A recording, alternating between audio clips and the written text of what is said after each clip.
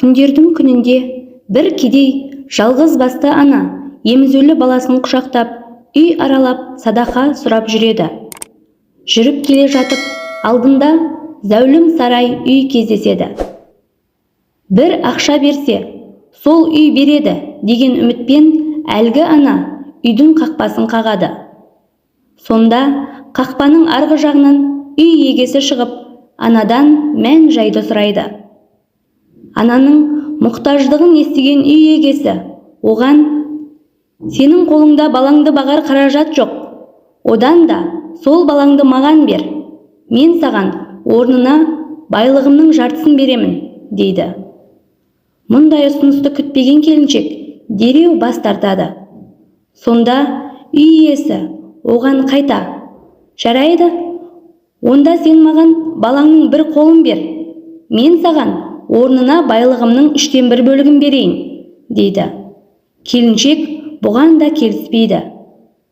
Сонда зәулім үйдің иесі тағы да: «Онда балаңның бір кіші саусағын бер.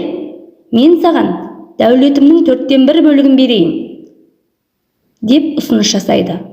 Бұған да келіспеген келіншек баласының құшағына қатты басады. Сонда үй егесі сөзін қорыта келіп: «Көрдің бе? Саған қанша байлық ұсынсам да, сен ойланбастан бас тарттың. Сен менен де бай жансың. Себебі менде жоқ перзент, сенде бар. Кең сарайдай үйім бар, бірақ оны шашатын, ойнайтын ішінде бала жоқ. Ішкенім алдымда, ішпегенім артымда. Шетел асып кез келген жерге бара аламын.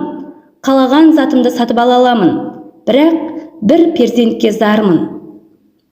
Перзент деген ол біздің ешбір құнға сатып ала алмайтын барлық байлығымыз. Алла тағала саған әлемдегі ең үлкен байлықты берген екен. Байлығыңды сақта.